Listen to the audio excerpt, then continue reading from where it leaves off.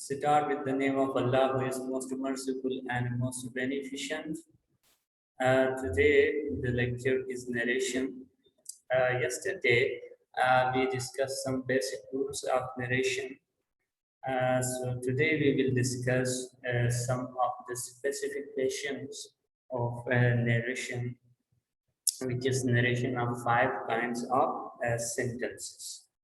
So we will move towards the page we left yesterday, which is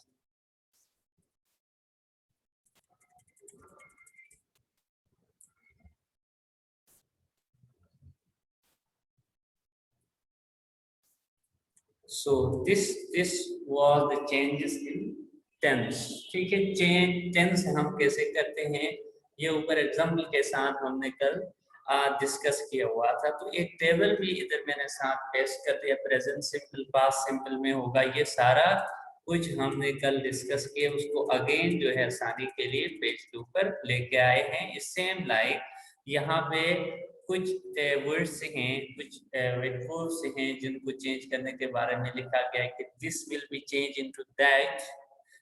Okay, these, those, here, dear, no, and then, sir, respectfully, madam, again respectfully, today, that day, yesterday, the previous day.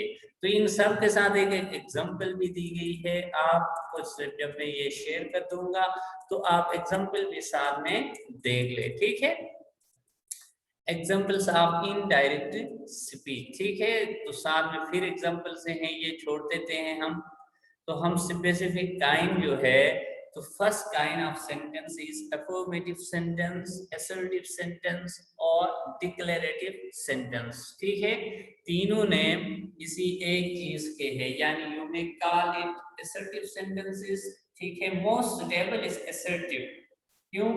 वजह है it incorporates both negative and positive sentences, okay. So then we have the second name, which is assertive or affirmative, and third is declarative. So we will see what is the definition of assertive sentences. Sentences that make a statement are called assertive sentences. These sentences may be positive, negative, false or true statements. Okay? तो कहता है जो statements होते हैं, ठीक है, statement हम उसको कहते हैं जो कोई क्वेश्चन भी ना हो, कोई कमांड भी ना हो, कोई विश भी ना हो, कोई प्रे भी ना हो। तो this type of sentence is called a statement, ठीक है। तो स्टेटमेंट वो कह रहा है पॉजिटिव भी हो सकता है, इट मे बी नेगेटिव, और वो फॉल्स भी हो सकता है, और इट मे बी ट्रू, ठीक है। To convert such sentences into indirect narration, use the rules as mentioned above, except said is sometimes replaced with told. Look at the following examples, ठीक है। तो ये जो कह रहा है said जो है वो sometimes told, तो ये भी आप लोगों को पहले से पता है। पता क्या है कि इस बात का पता है कि आप जब said जो है उसको told में तब चेंज करते हैं जब said के बाद फॉलो करे कोई object. For example he said I am going to school में सेड ही रहेगा। क्यों? वजह ये है इसका ऑब्जेक्टिव नहीं है, ठीक, समझ आ गई। और अब उसी सेड को ये जो है क्या नाम है, सेड जो है वो टोल्ड पे चेंज होगा उस सूरत में जब he said to me, to यानी आप ऐसे तरह से ये भी याद करते हैं कि सेड टू आए तो टोल्ड में चेंज करना है, सिर्फ सेड आए तो टोल्ड में चेंज नहीं करना है। तो we have the example, she says I am writing a letter to my brother, ठीक है। तो she says that she is writing a letter to her brother, ठीक है। तो अब यहाँ पे सेज क्योंकि प्रेजेंट टेंस था तो इसी वजह से क्या हुआ है, ये चेंज नहीं हुआ है, ठीक है। She says I was not writing a letter to my brother, तो यहाँ भी टेंस चेंज नहीं होगा क्योंकि ये भी टेंस प्रेजेंट है। She says that she was not writing a letter to her brother, तो ऐसा ही हमने लिखा। अब नेक्स्ट जो एग्जांपल है वो क्या है, वो पास्ट में है। She said to me I am writing a letter to my brother, ठीक है, तो वहां चेंज हो जाता है। तो she told me that she was writing a letter to her brother. She told me, told क्यों आया, क्योंकि सेड के बाद टू है, ठीक है। और वाज क्यों आया, क्योंकि अब हमारी रिपोर्टिंग स्पीच जो है ये वाली, इसको कहते हैं हम रिपोर्टिंग स्पीच, ठीक है, जो जिसको मैंने सेलेक्ट किया है। तो our reporting speech is in past tense, therefore we change the tense, ठीक है, इसी वजह से हमने टेंस को चेंज किया हुआ है। ओके, तो देन जो नेक्स्ट हेडिंग हमारे पास आ रही है वो है इम्पेरेटिव सेंटेंसेस की, ठीक है, इम्पेरेटिव आ गए, ठीक है। तो अफर्मेटिव में इन्वर्टेड कॉमास हटा के देर लगेगा, वंस अगेन में जो है रिपीट करता हूँ उसको, यानी अफर्मेटिव या असर्टिव सेंटेंसेस जो इनसे पहले हमने डिस्कस किए। तो inverted commas will be replace with that, ठीक है, इन्वर्टेड कॉमास हटा के असर्टिव सेंटेंस या अफर्मेटिव सेंटेंस में दैट लगेगा। ओके, सेड जो है वो टोल्ड में चेंज होगा in the case of object, ठीक है, जब ऑब्जेक्ट है तो दैट में चेंज होगा। ये दो स्पेसिफिक रूल्स हैं। अब आते हैं इम्पेरेटिव में। तो इम्पेरेटिव को पहले हम डिफाइन करके देखेंगे कि इम्पेरेटिव बेसिकली क्या है।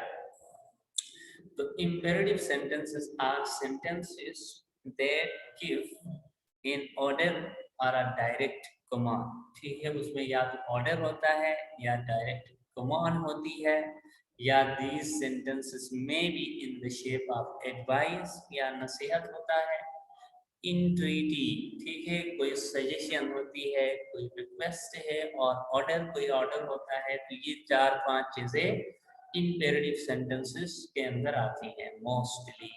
It depends upon the forcefulness of the speaker, ठीक है।